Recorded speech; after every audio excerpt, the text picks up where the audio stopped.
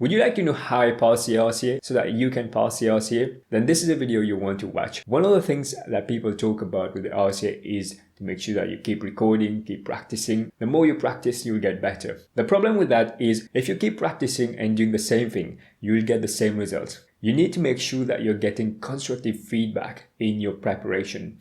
If you don't get constructive feedback, then you don't know your blind spot, you don't know your shortcomings, and you keep practicing and doing the same thing, and you're not course correcting. Your job here is to help this patient as much as you can, support this patient, and make sure that he gets to have the proper assessment and treatment safely. When you're actually taking the history, when the patient tells you that he's feeling that he had a heart attack, you actually have an opportunity to build rapport with your patient. So you should have picked up that cue and say, sounds like this pain is really bad. You felt like you couldn't breathe and it's been really tough. But what you did, you just say, okay, I'm sorry to hear that. And then you went on and asked your question.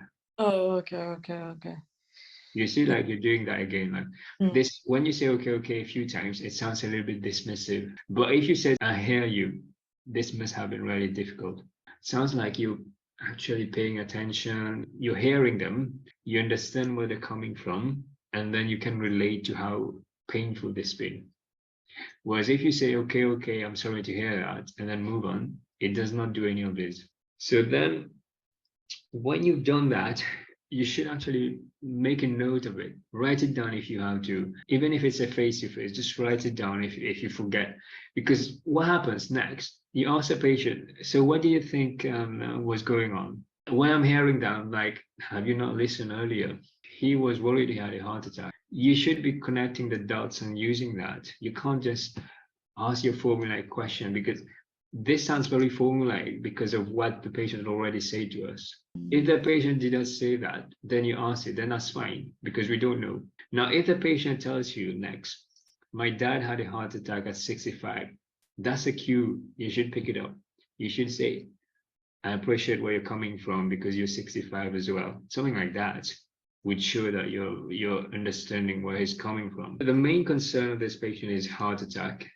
It's hoping for getting his heart check and possible treatment. The ECG, you should actually bring it up. It's not the patient who should ask you, could you tell me what's going on with the ECG?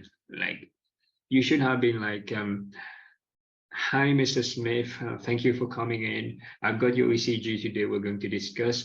But before we do that, can I ask you, how did this all start? Something like that would be much better. Or you could say, I appreciate you've been having this chest pain, and I've got your ECG. We'll discuss this in a moment. But tell me, how did this all start? What you did, you were like something very open, like as if you don't know what's been going on. Like, how can I help today? Like, it does not really make sense to say something like that then, because you're not very attuned to what's been going on with this patient. Constructive feedback is different from feedback from people who are saying that you're doing well, that's good. What you need is honest, objective feedback to help you to step up your consultation. So if you'd like to actually get constructive feedback, you need to ask for it.